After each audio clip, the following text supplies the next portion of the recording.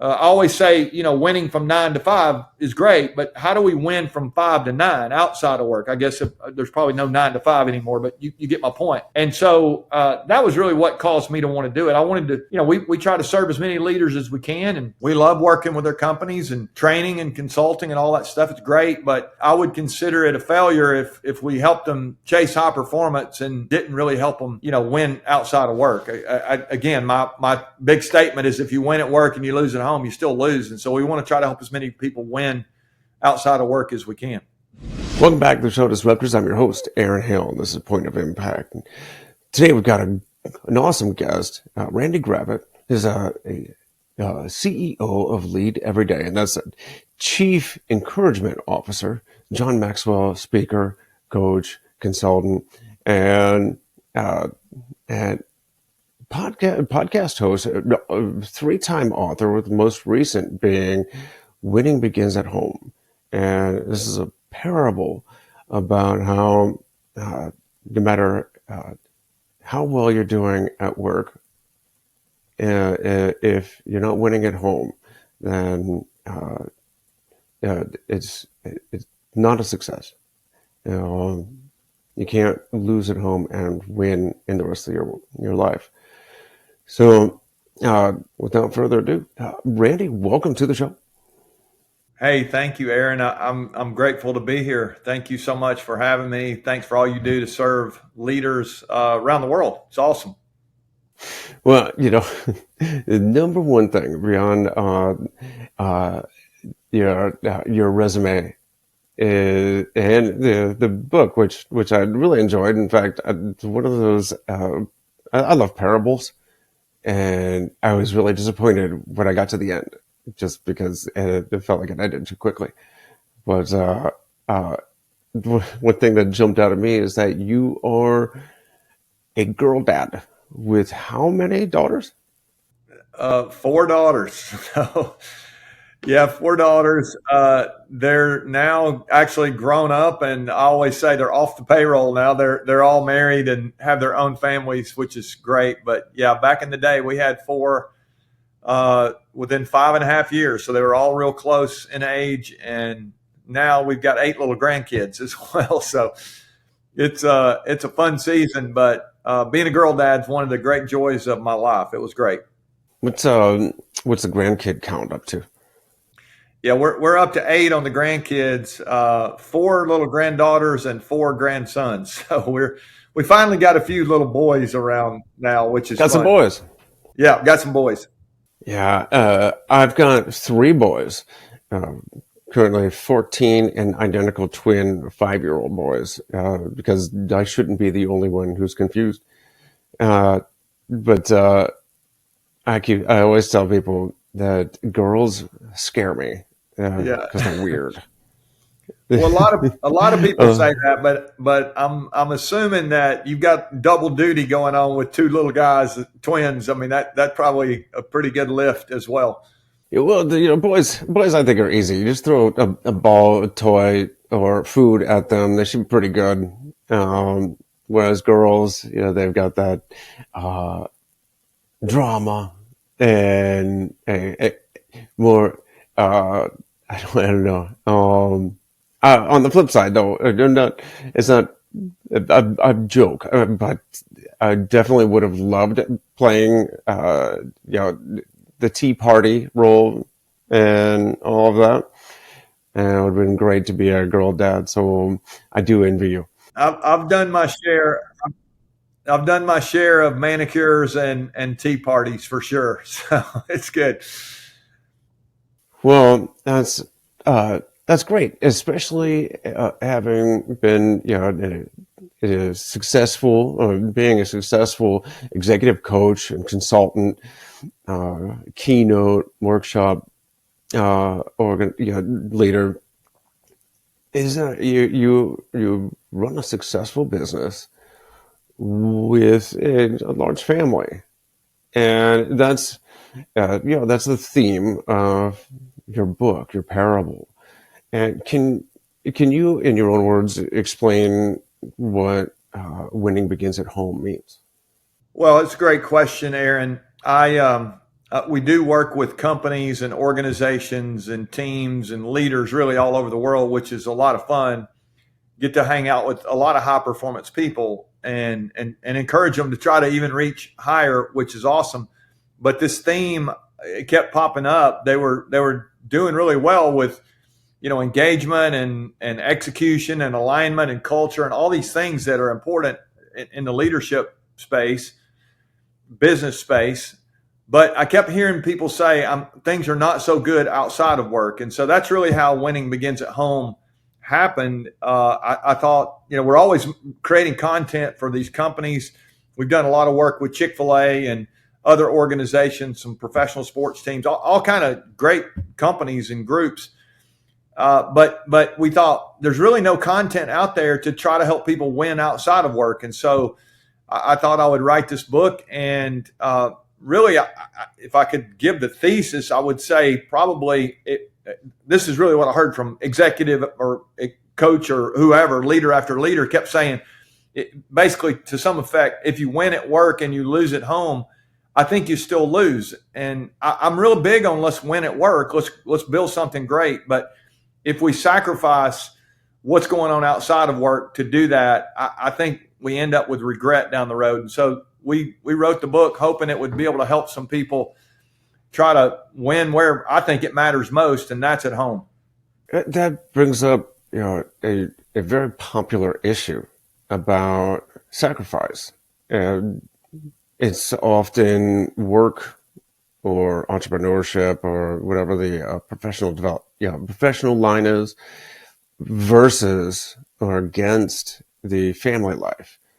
Some people believe that there's seasons to the sacrifice. If you front load the hard work and get to a certain level, it's understood that mom and or dad, the husband and wife, won't get to see a whole lot of each other in the first years, or that you're just not going to, if you don't sacrifice that family time, that you're only going to reach a certain level when it comes to your professional life. And what do you have to say about that? And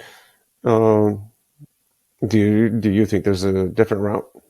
I love the question because I think so many people think that way and they begin to go down this road. And I like your word, seasons. I think there are seasons, but my warning to anyone listening would be, what I've noticed is seasons can easily become patterns. And if we're not careful, we can justify something. Well, they're small right now. It won't matter. They won't be affected. And we develop this pattern, and as well as I do. I mean, I say as well as I do. You're beginning to understand pretty quickly. I really can tell you from experience, those 18 years go very fast, and it may feel like we can justify this or that, but the next thing you know, we blink and they're in high school, and then it's just hang on at that point. And so I would encourage anybody listening to make sure that they create a pattern of being there when they're there. I do think there's times that work is going to pull on us harder than other times.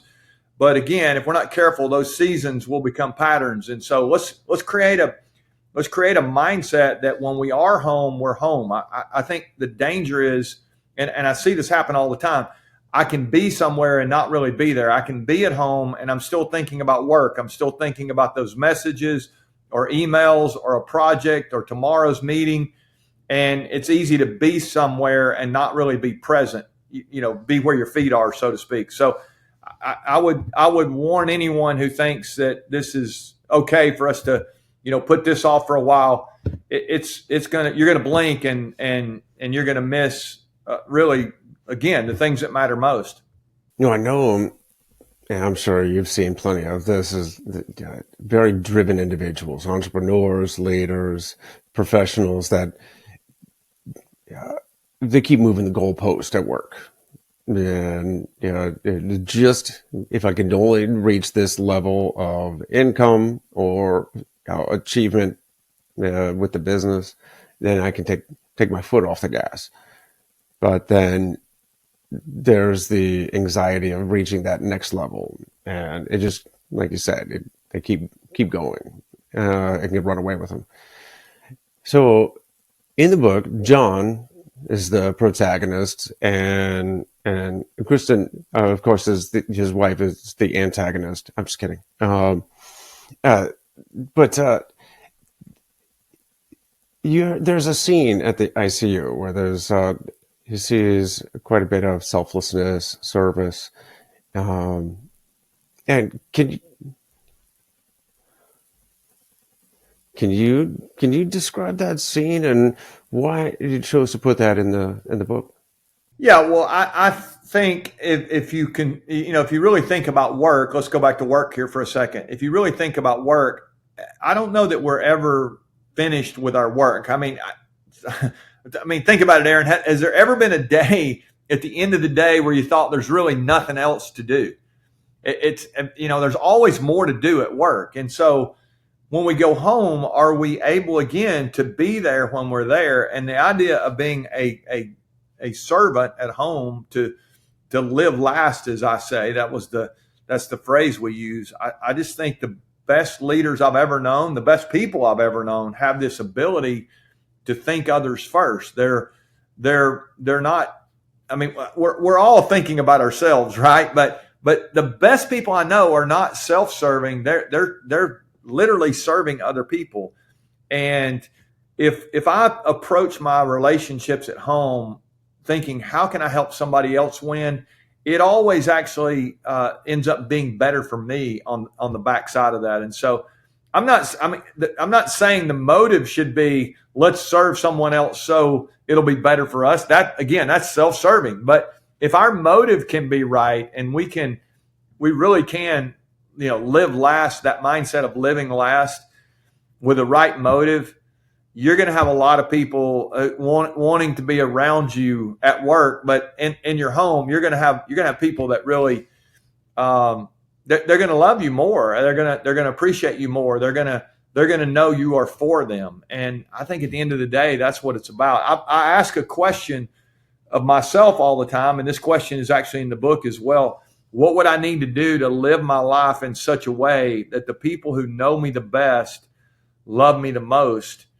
We've all known people, the people who know them the best actually respect them the least. They don't, if we're one way in public and then we come in private and we're self-serving, that our family will see that, And so I think for us to have the mindset of being a servant leader, that's going to cause the people around us not only to love us the most, but they might like us as well. And so how cool would that be if the people that lived in the same home all actually liked each other because they were serving each other and trying to help each other win?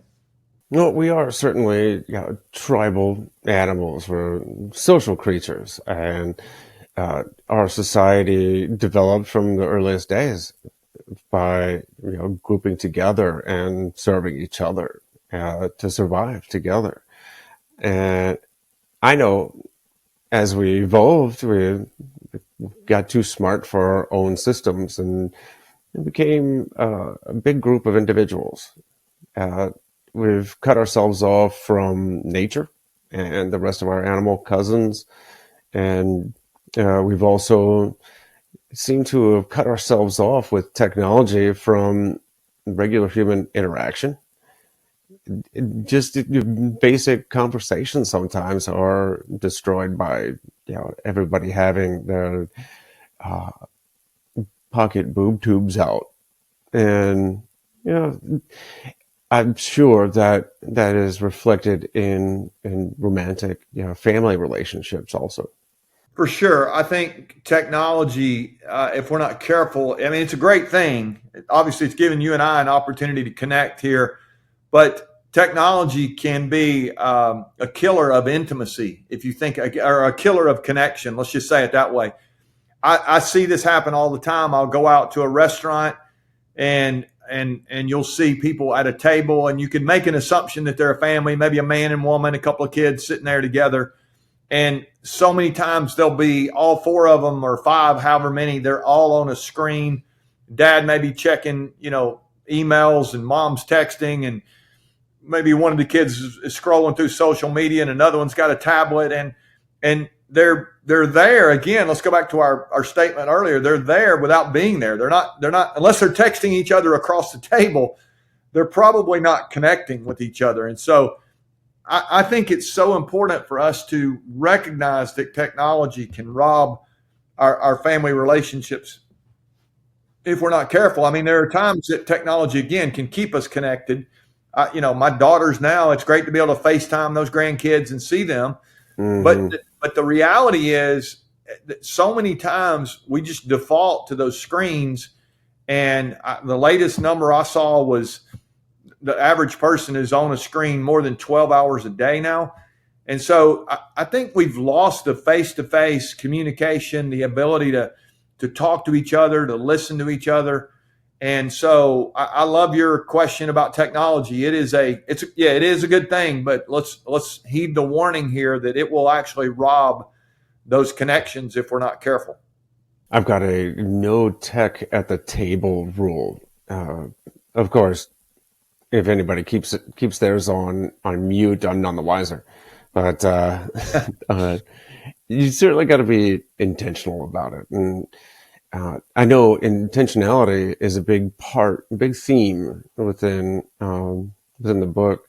In fact, when John meets Willie, one of his first, Willie being his mentor through this experience, his first homework assignment is just to consider what the plan. What kind of family does he want, and how is he being intentional about it? And it's an interesting question. What kind of father, what kind of husband does he want? What kind of family does he want? And how can someone who recognizes that maybe he's been lacking on the family side, the family leader side, how can someone start becoming more intentional? How do you create that blueprint for a family? Yeah, your questions are awesome. I'm actually a Bible reader. I don't know if you read the Bible, but I love to read the Bible. And there's a question in the Bible way back. It's actually the second question, I guess, that was ever asked in the history of the world. Whether your audience reads the Bible or not, they've probably heard of Adam and Eve. And so Adam and Eve have eaten the forbidden fruit in the Garden of Eden. And it's one of those moments where they're in trouble, it says. And so they decide their big plan is going to be, we're going to hide from God. Now, if there is a God, that seems kind of laughable that they would try to hide from God. And yet God has not lost Adam and Eve when he comes up with this question. Here's the question. He says, where are you? And I love that question. It is such a powerful question because, again, I don't think God has lost Adam and Eve. He knows exactly where they are. He needs for them to admit where they are. And so back to your question, if I'm going to start down this road of trying to build a blueprint, I like that phrase, that terminology. It'd be like we're going to build a house. You wouldn't go to Home Depot or Lowe's or the lumber yard, buy some boards and just start nailing them up. You need a blueprint. You need a plan. And so I would say to anybody listening, where are you? You have to start where you are, but you don't have to stay there. And I think that blueprint starts with what's your current reality at home. And for anybody listening, if you could describe your reality at home, maybe even in one word, what would it be? And what would your sentence be? And what would your paragraph be? And if you rambled for 2 or 3 minutes on like, how are things at home? Like, how would you begin to think about your current reality? I think you start there, but then let's go to that blueprint mindset. I think you decide what kind of family you want. And let's say that you've got a question like my question earlier. What would we need to do to live in such a way that the people who know us the best love us the most? That could be one of our questions we ask. But I love the mindset of what kind of family do I want? But then the second question to me is, why do I want that family? And again, this goes back to motive. And if I want to just look great on Instagram, I'm not sure that's a good motive. But if we really do want to have these connections and these relationships, and our kids have an opportunity to be launched out and become leaders, and they understand what it means to treat each other the right way and how to make relationships work when things aren't good. And you stand by each other when during hard times, all that stuff. I mean, you know, there are no perfect families. Anybody listening, if you're in a family, you know your family's not perfect. We're all a mess. And yet, how do we get through that and work together? And so I love this blueprint mindset of building a family. Families that last aren't built fast, but they are built. They're not, you know, we always say hope is not a strategy for high performance in the marketplace. I think hope is not a strategy at home either. You know, if your only plan is maybe we'll turn out to be a great family, I'm not sure you're going to get there. I think you behave your way to high performance, and I think at home you have to behave your way to the kind of family you want as well. So that's really where I would start with that kind of mindset. But I think we don't give a lot of time to it. Unfortunately, it's amazing if you think about it. We'll go on vacation for a week and we'll spend 6 months planning for that week. And yet we're a family for, 20, 30, 40 years. And we don't spend any time at all thinking about planning for the kind of family we want. And so I think sometimes we get that all twisted up. And a lot of times our families don't go where we want them to because we're just allowing it to drift. And, we might say no family drifts to greatness. No family drifts to a good place, probably. It's true. For business, we have sales goals or KPIs, accomplishments that we measure and track everything. We have sales calls and networking meetings and conferences, and we plan everything out. And if we want success at home, why aren't we as intentional about our family life? Why don't we track these family experiences, plan the trips in advance, budget for those family events, that kind of stuff. And I absolutely agree that we've got to be more intentional. There's got to be more planning and less just hoping, and better communication and relationship building and networking, so to speak. Okay, so we've got an idea, a vision of the future, and a plan, but not every plan. In fact, no plan survives, the initial steps. In fact, there are challenges along the way, whether you've had that aha moment or not.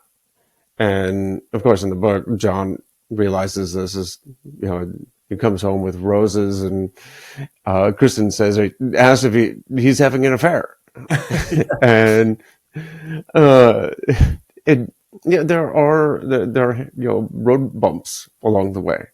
So what are some of the ways you can, better expect that, plan for the road bumps, I guess, plan for the plan going awry?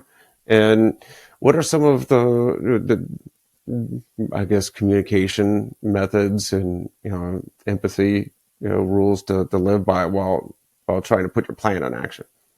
Fantastic questions. Again, yeah, if you're in a family, well, let's just start with if you're married. If you're married, you're going to have an opportunity to learn to sacrifice. I would say that marriage, personally, I believe that marriage is the greatest classroom for sacrifice on planet Earth. If you get married to somebody, you're going to have an opportunity to think others first, to put somebody else first, because it's just there. I mean, and then if you have kids on top of that, you're going to have an opportunity maybe to get a PhD in your sacrifice curriculum. And so it is, because those little kids, they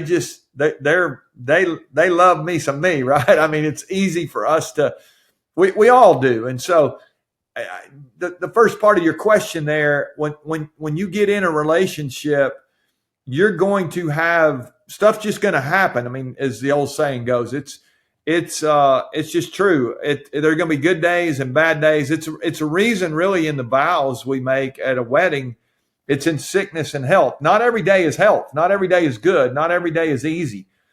It's just not.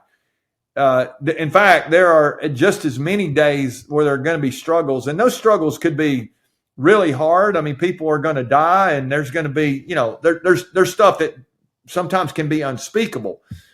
But there's also hard can be, we just don't seem to be able to communicate, and we don't be able to talk to each other, and we're not, and we're just frustrated with each other, and it's not the same as we lost somebody, but it still matters to that person. And so I think just knowing that you signed up for hard. I mean, it's what's the old, if you didn't want hard, go sell ice cream or something. That relationships are difficult, and truthfully, I'm what makes it hard for us in a lot of ways. If I think of it the correct way, I don't even get along with myself half the time, much less somebody else. And so I think just knowing that we're messed up, we're not perfect, and we don't live with somebody who's perfect. And I think so many times we expect somebody else to live to a standard of perfection when we let ourselves off the hook, and we're blaming somebody else, or it's somebody else's fault. And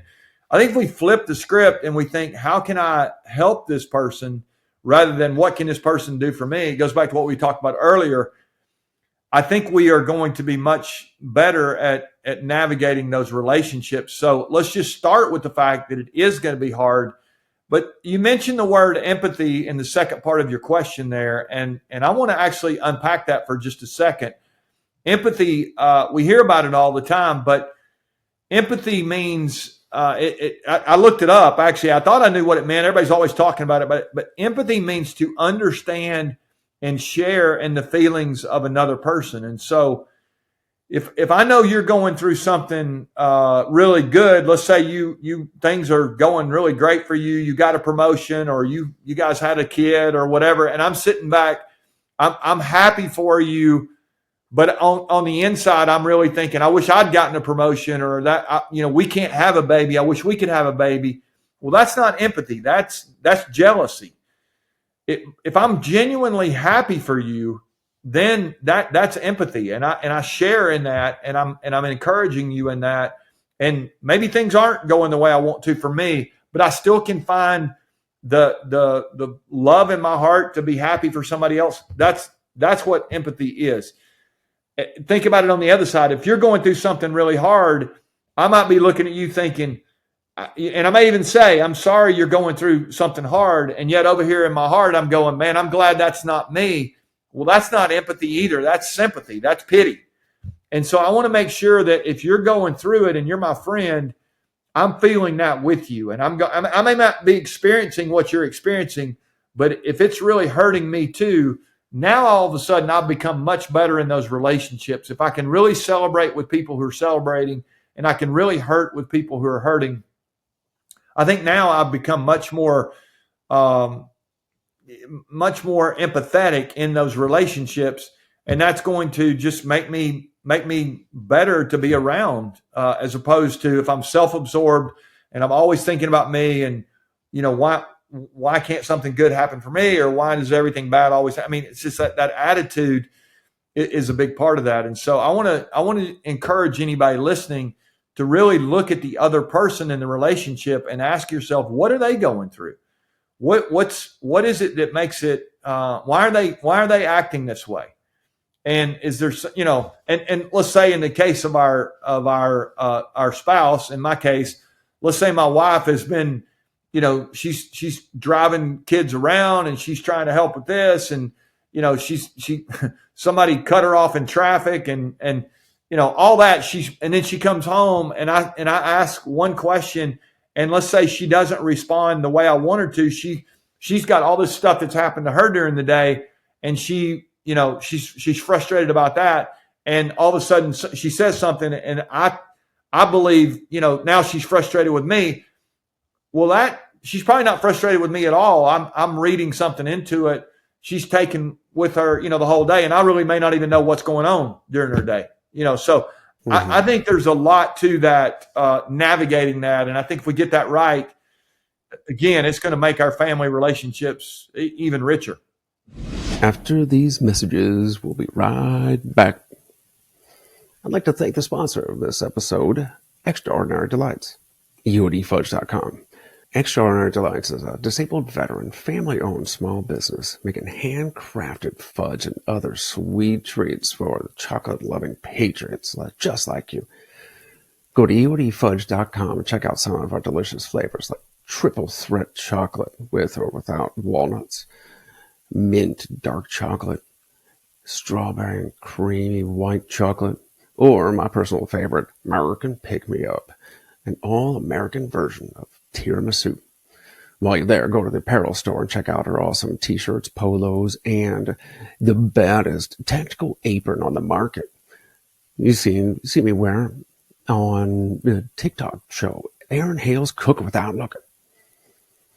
So, right now, go over to EODFudge.com and pick out some fudge, other sweet treats for that patriot in your life with a sweet tooth. That's EODFudge.com. EODFudge.com. And now, back to the show. Yeah. It reminds me of that. I think it first published in the 80s was the Men Are From Mars, Women Are From Venus, which was all about the different ways we communicate and how differently we think. And it was actually a hilarious read, actually. But I mean, only because of how true it was, but it made it a almost cartoonish in manner with two different alien species. Anyways, what I was thinking about when I mentioned empathy was the difference between what you want to say and when speaking with your spouse or really anybody else, your response, the difference between what you want to say and what is best for the situation.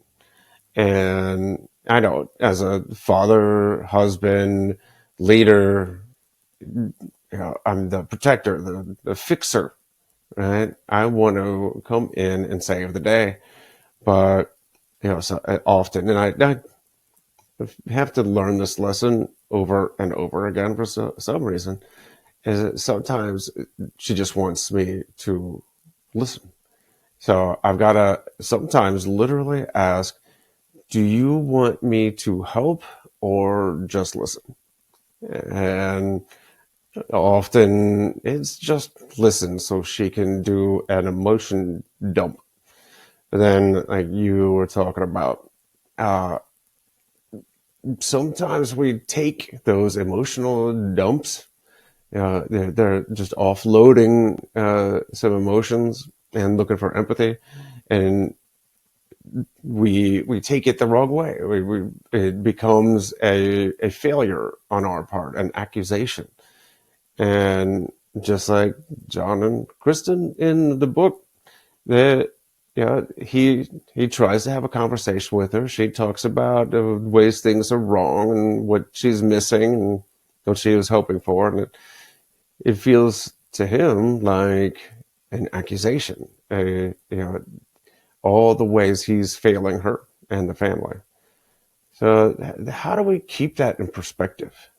Yeah. Again, this is the challenge, right? We if we're not careful, we can just put up a wall really quickly. And I think sometimes we do that because we're not really listening. If we start listening, and when I say listening, what are we listening for? Are we listening to their words? Or are we listening what's behind their words? Or are we really listening to their day and allowing them?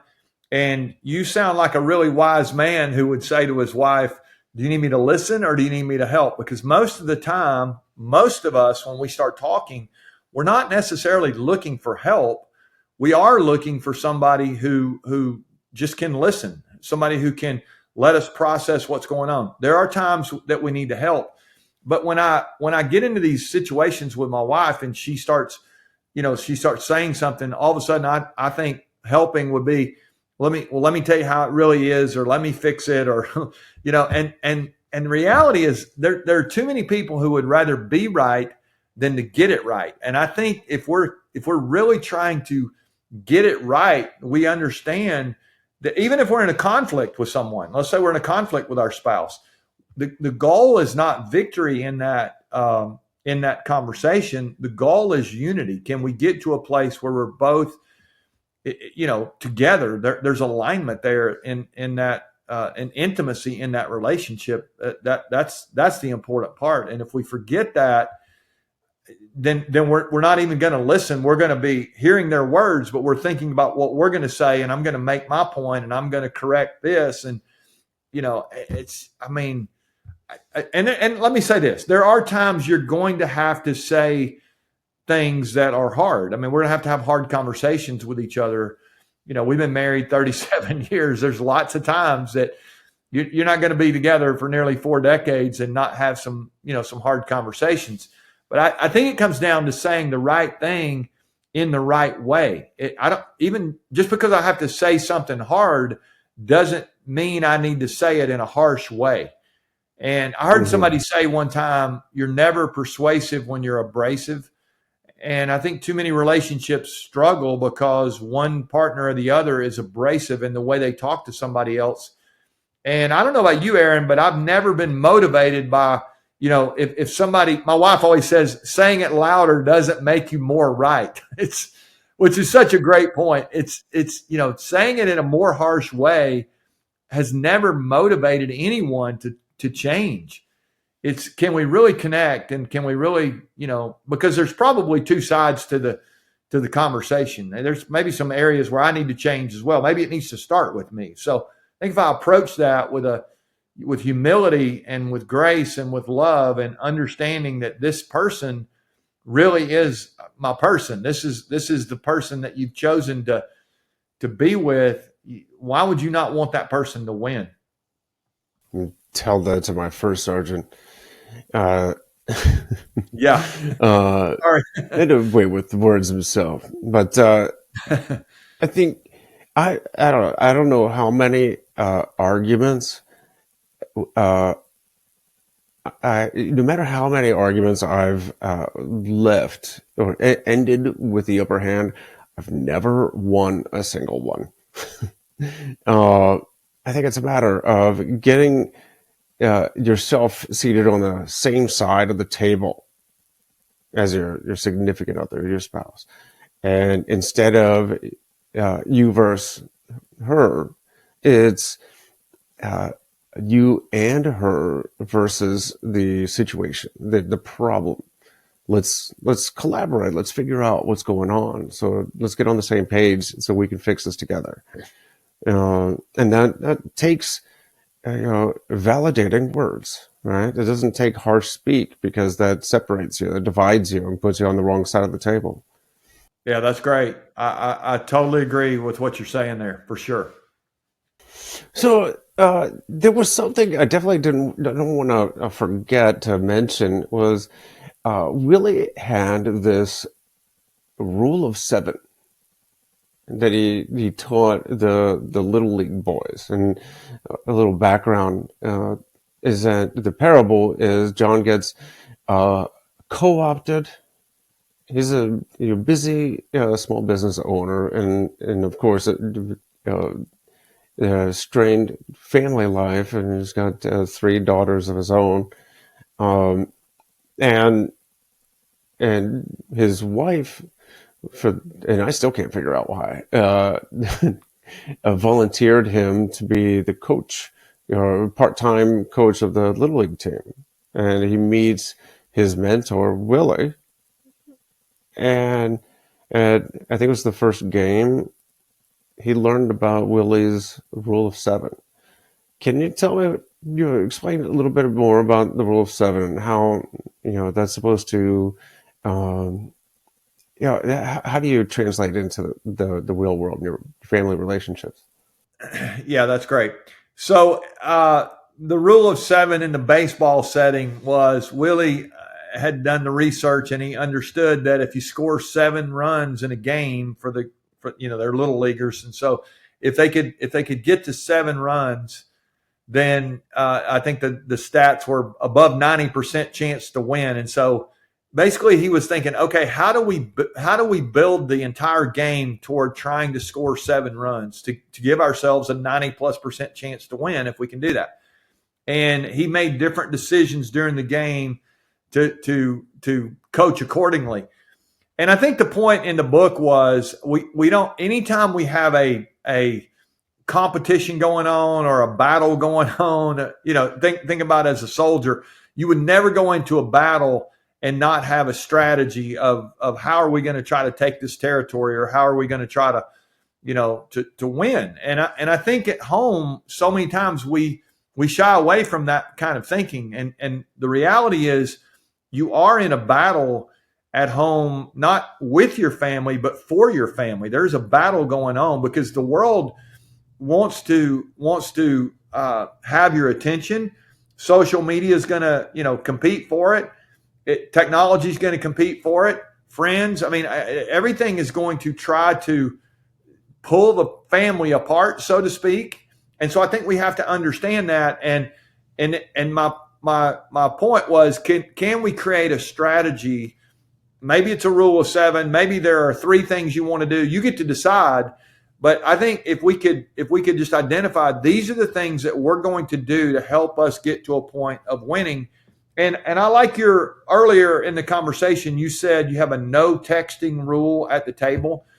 And so I love that, where we're as part of our strategy, maybe we're going to have a meal together once a day or twice a week. You get to decide this if you have a family.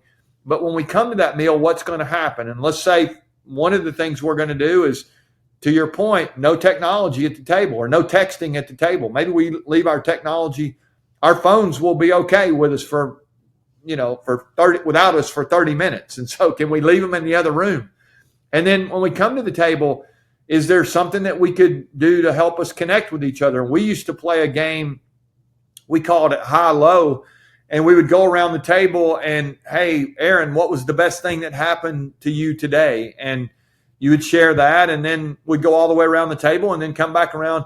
Aaron, what was your biggest challenge today? Or what was something that caused you frustration today? And just having that little conversation, again, that might be a part of our rule of 7 or our rule of 4. I mean, again, every single person gets to decide how they attack this. But if we leave it to chance, I'm just not sure we're going to get to where we want to go. And so I love the idea of having a plan, a strategy to help us in this battle for our family. So I would say it that way. That's great. In fact, we do the same thing around the table. Although we haven't done the low part. I'll have to incorporate that. But even the twins, the 5-year-olds, as soon as we sit down, they'll ask, "What was the best part of your day, Daddy?" So it's become habit to ask everybody, what was the best part of the day? And I'm going to have to get them to start talking about the biggest challenge too. Yeah, sorry to interrupt. It's interesting. I had a leader a few months back who told me that when he was growing up, he said that he's a CEO now. He said that his family had dinner every single night when he was growing up. Every night he could remember his whole life. And he said that was the one thing that he would attribute his current success to more than any other thing. He said it was sitting around that table with his parents and hearing about their values. But he said most of the time, it wasn't about the values or it wasn't about any of that. It was just about how we doing, what's going well, what's not so well. And he said, everybody kind of knew in the family that this is important.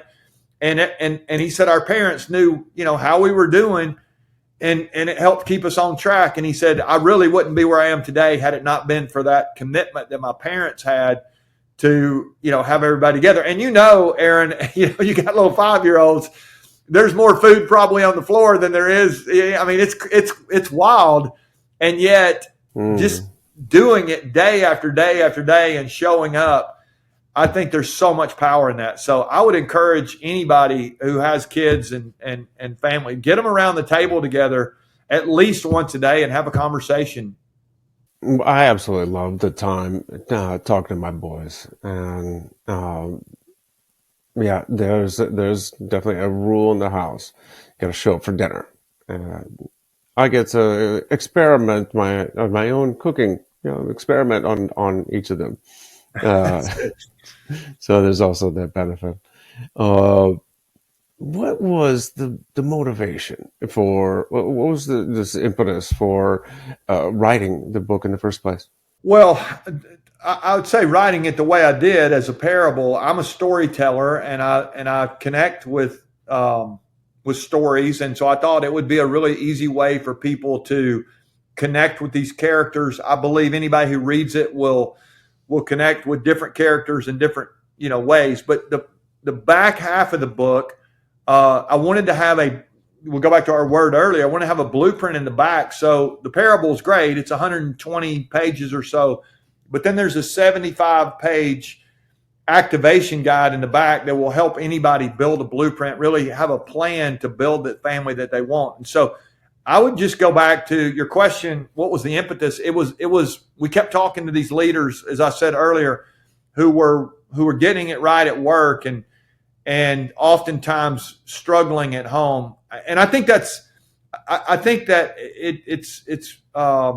it's easy for work to become my default. If things are not going well at home, well, I can go to work and I can get promotions there and I can get affirmation there and I can achieve a goal. And I go home and I'm not really sure what to do. And so I just met all these leaders who didn't have a plan. They didn't really know what to do at home. And he kind of did, but like, how do we organize that and talk about it in a strategic way? And yet there's a danger. Your family is not a strategy. I get all that, but Mm-hmm. I think just having a purposeful way to focus on becoming who I need to be outside of work. I always say, winning from 9 to 5 is great, but how do we win from 5 to 9 outside of work? I guess there's probably no 9 to 5 anymore, but you get my point. And so that was really what caused me to want to do it. I wanted to, we try to serve as many leaders as we can, and we love working with their companies and training and consulting and all that stuff. It's great, but I would consider it a failure if we helped them chase high performance and didn't really help them win outside of work. Again, my big statement is if you win at work and you lose at home, you still lose. And so we want to try to help as many people win outside of work as we can. You'll be far more productive if you switch to an 18-hour workday. No. So what are some ways to be more more tangible techniques for being intentional when it comes to family, maybe with individuals? One example being the conversation at the table. Now, are there other ways you can, for example, set KPIs? Do certain things. So with the number of frequency, I don't know. What do you have any ideas? Yeah, I'll give you a couple. I'll say this: if you have an 18-hour workday, you'll probably be far more lonely because I don't think that's going to work at home. Back to your point, I would say, let me give you a couple of ideas. We talked earlier about being there when you're there. That's still hard to do because when I come home, it is easy to bring work home with me. And so many people even now work from home. And so how do you separate work and home? That can be a challenge. Exactly. And so I would say if you do go to an office somewhere or you do work outside of your home, is there a traffic light between work and home or a stop sign somewhere along the way where you can create a trigger? That's your space where when you cross that line, go through that intersection, when you leave work at work and you begin to let your heart be set on going home and being with those boys. And I think there's so much power in having this, dividing line almost between the two. And so when I get home tonight and I'm reading bedtime stories, I'm literally checked out from work because, again, go back to what I said earlier, work is still going to be there tomorrow. You'll never finish all the work. There's always going to be more to do. And so can we create a separating line? And even if you work in the, in the upstairs, you got an office or you got a basement, place you go to, create a door jam. When you walk through that door jam, you leave you leave the basement, you go back into the family, world. You're there when you're there. So I like that trigger. The other thing I would say that if you're really struggling to connect with people in your family, maybe you get yourself some coins. I think they still make nickels. I don't see a lot of coins these days, but let's say that you get 5 nickels. Let's just use that as an example, and put them over in your right pocket. And throughout the day, let's say you go to work. At work, can you encourage someone in an intentional way? Connect with someone. How are you doing? How can I help? How can I make things better? All that. I really appreciate the way you're doing this. Anytime you really connect with somebody in a heartfelt way, move one of those coins over to the other side, from the right pocket to the left pocket, and see if at the end of the day you can get all 5 of them over to the left side. You've encouraged 5 people in an intentional way. I think that's great. Well, then when you get home tonight, can you work really hard in an intentional way, in a connecting, heartfelt way, to get all 5 of them back over to the right pocket by morning? In other words, you're not just encouraging at work. You're everywhere you go, you're practicing encouraging the people who matter to you. And so now somebody may be listening and saying, well, I only have 2 people that I live with.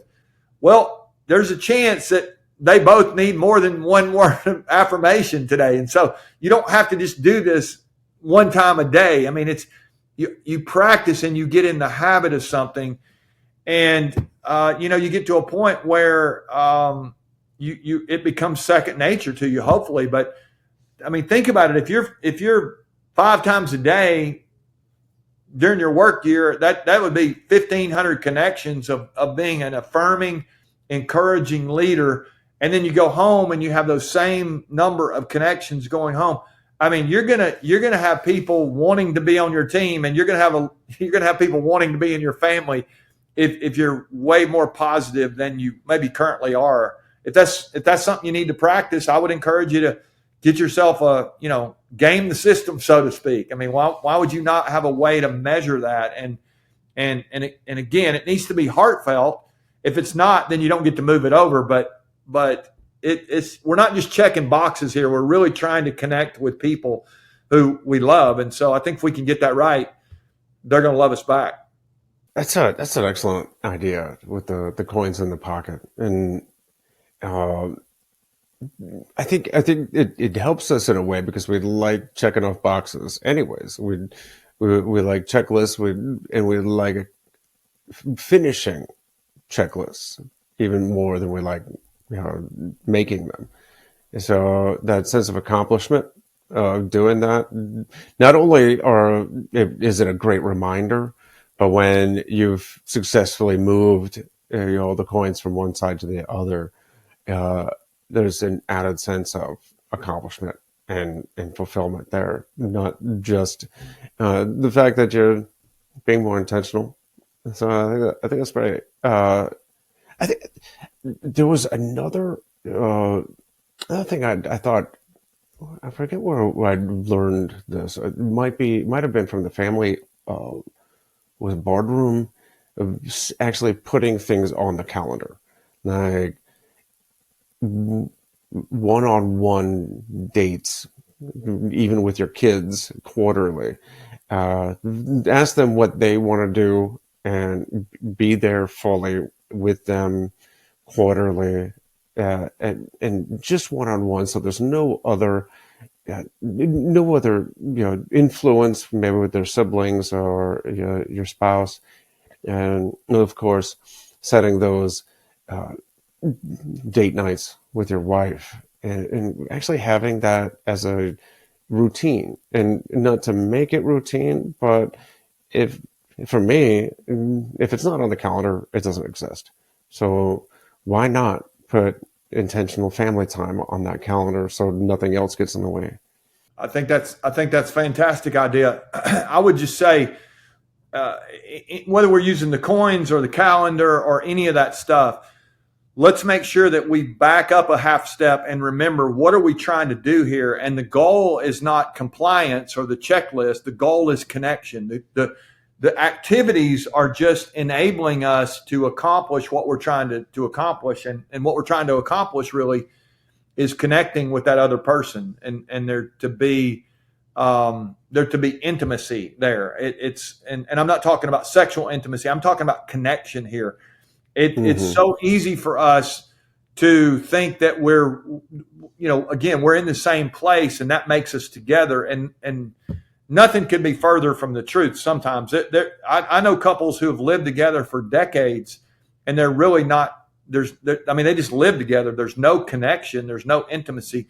Proximity and intimacy are not the same thing. You can sleep with somebody and still not have connection with that person. You can drive those Mm-hmm. kids to school every day and still not talk to each other and really know how are they really doing. And so I think that let's just make sure we remember what we're trying to do here when we have that date night is connect with somebody. It's not just make sure we check off that we went out on a date. It's we really are trying to build this other person up and understand this person better and connect with them. And I think if we get that right, those coins and those calendars and all that stuff are just enablers ultimately for connection.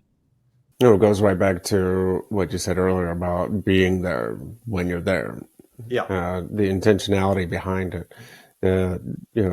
Those are just reminders that it's your time to focus on something other than yourself or work.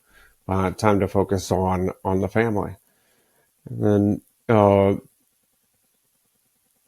was trying to think of how have you seen this reflect in other professionals' work lives? So if they put some of these philosophies as intentionality, winning at home, philosophy to work, and it actually works at home. Have you seen the results when it comes to their work life? Well, I would say it this way. I think if you win at home, I think it makes you actually better at work. And so we have seen companies that are, it's kind of cool. They're buying the book for all their employees and they're going through it together and they're understanding that if we can help our people win outside of work, it actually makes them better when they get to work. I think we need to be great at work. Don't misunderstand. It's not just about winning at home. We got to win at work as well. But I think I had a company one time, the leader of a company told me, he said, we tell our people to check their hearts at the door. We don't bring home into work. Well, that sounds great, I guess, if you're in charge. But the reality is every single person brings with them home when they come to work. I mean, they really do. It's if my kid is, struggling to get their math homework done and we're yelling at each other on the way to school and I'm dropping them off and then I show up at the office, that's going to affect me during the day. And so I need to understand as a leader, a boss, an owner, whatever, a coach, that how do I help my people win outside of work? I mean, to me, this should be happening in every company. Why would we not want our people to win at home just like we would want them to win at work? And the reality is, to your point, they're going to be much more effective when they get to the office if they've been effective when they're outside of the office. And so I think if we show up as a boss and all we're doing is trying to extract value from our employees, we're not going to be very valuable as a boss. They're going to leave pretty quickly as well. We'll have a hard time retaining people if we have that kind of self-serving mindset versus how do we add value to our employees. And some of the best companies I know and some of the great companies we get to work with, they have that mindset. How do we help our people win outside of the office? And as a result, they're doing great work. The performance goes up. I mean, the statistics would show that. What other idea I've heard is that people actually have conversation cards around the table, almost like a game, but they'll pull an index card, or I think they actually have actual laminated store bought type of conversation cards. So you pull one, and it gives you a prompt for a conversation starter. And that's another way to engage the family. Maybe help uh, with those who are having trouble getting switching gears. But I think all this has been fantastic. I really enjoyed reading the book. It was a lot of fun, and I saw a lot of myself in John in the book. So maybe one day I'll be able to emulate Willie a little bit more. Well, I think that's the goal. I think that's the goal for all of us, for sure. I mean, there's all of us have progress to make, which is a good thing. Well, I think that's a good time to shift into the final segment, which is at the countdown to impact. This is 3 books, 2 quotes, and 1 person who have all made an impact in your life. Yeah, that's going to be fun. There are just literally hundreds of books that have marked my life, have been so good. I'll give you a couple of them that to think about. So one book I would say is a book that my co-founder of Lead Every Day has written this last year. It's a book called Uncommon Greatness, and it's a book about the fundamentals of leadership. If I had any book I would recommend to a leader to start with, so many times we get promoted into a position and we're not really sure what to do, and nobody teaches us the fundamentals of leadership. And so this book, Uncommon Greatness, is really great there. A book I'm reading right now is a book, I've read it before. It's a book called Deep Work by Cal Newport. It's about focusing in our work, and we're reading it again, and I think that's a good book. I'll give a shout out to that one. And then there's a book that I've really enjoyed. I read it, I don't know, 4 or 5 years ago. It's a book called Die Empty by Todd Henry is the guy's name who wrote it. And it's just about basically, how would I say it? It's about spending your life for what matters and getting to the end of it, knowing that you did your best and you gave your best. And so I would say those are some books that have really helped me in the past, and ones that I would read again and again. They're really good. And I would say if anybody's looking to find a book for outside of work stuff, I hope they will consider When He Begins at Home. I mean, to me, it's a good read too. Yeah, thank you. Those are great recommendations. In fact, I don't think I'm familiar with any of them. I have read Cal Newport's other books, but I'll have to get that one too. 2 quotes. Well, I'll give you a couple of quotes. When we teach our leadership content, one of the pictures we use for our point of view on leadership is an iceberg. And in the iceberg, we talk about how the skills really are the part that people see. Can we lead meetings and build teams and solve problems and cast vision, all that stuff? That's the above the waterline stuff that people see. But there's a below the waterline piece, the character piece of our leadership. It's our heart, if you want to think about it that way. And I think that's what sinks our leadership. Our leadership begins to erode over time if we don't take care of our character. And the quote would be this is what we say all the time: if your heart's not right, nobody really cares about your skills.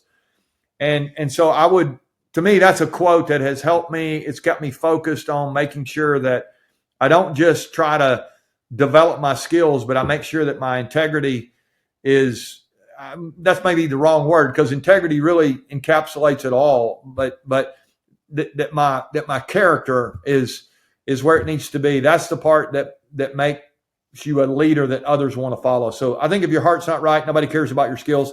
And then the other quote I would use is an old verse, actually, that sort of ties into that.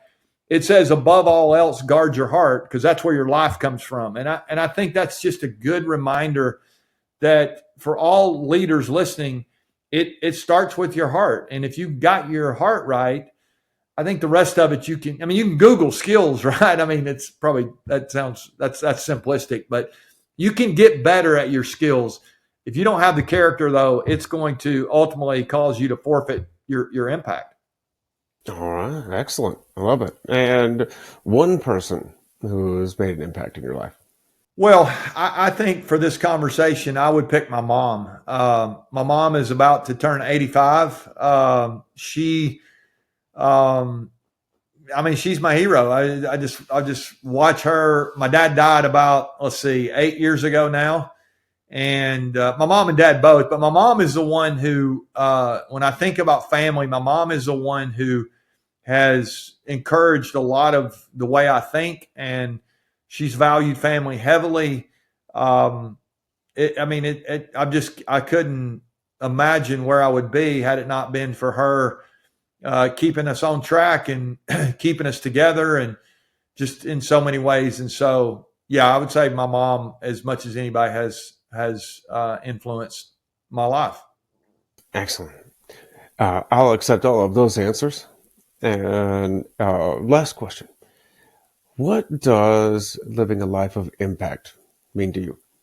Well, I think about my 80th birthday. It's going to sound crazy, but I think about my 80th birthday party a lot. I just turned 60. I heard years ago, I was at a Stephen Covey conference, and he was talking about writing your eulogy out. And I thought, I don't really want to think about my eulogy. I'd rather just think about my 80th birthday party. And so if I get to my 80th birthday party, there are going to be some friends and family. Maybe my wife will be there, my kids, grandkids, maybe even some great grandkids at that point. Who knows? But what's it going to feel like on that day for anybody listening? You're going to, at some point, you may make it to 80. We may not, who knows if we'll make it another day. But if we make it to 80, I want you to picture all the people that are gathered around, coworkers, friends, family, spouse, kids, all that stuff.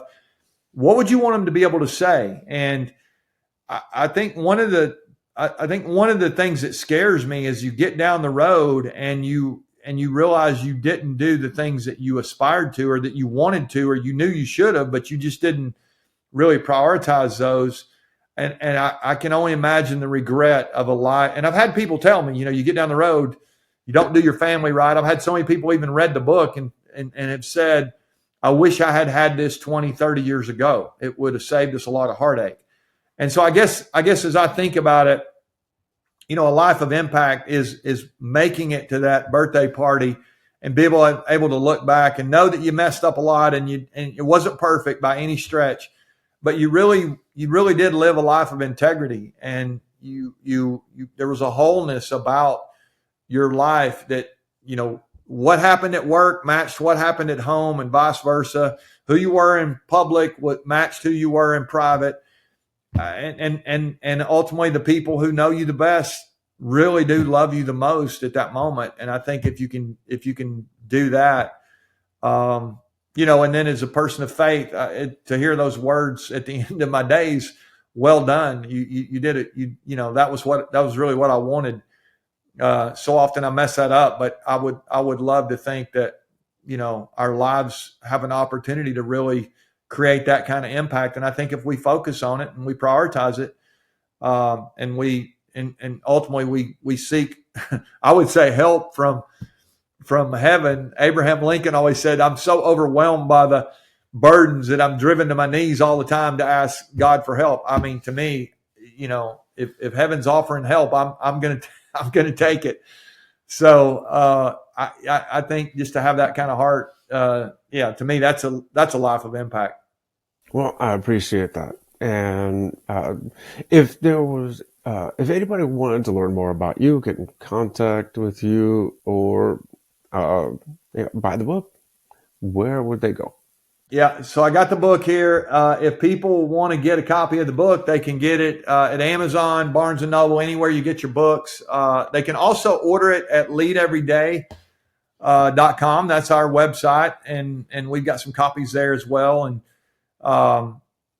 I've created a little course around it and all kind of stuff. And so, yeah, anybody who needs to get in touch with us, info at Lead Every Day. We if we can speak for your organization or help you in any way, training, consulting, coaching, any of that kind of stuff, we do that, and love serving the hundreds of companies we get to serve. It's a lot of fun. And so if anybody's trying to chase high performance, let us know. We'd love to be a part of that journey with you. But even equally as important, if you're trying to win outside work, I hope you'll get a copy of the book, and maybe even for your friends and coworkers. It'd be a good conversation starter.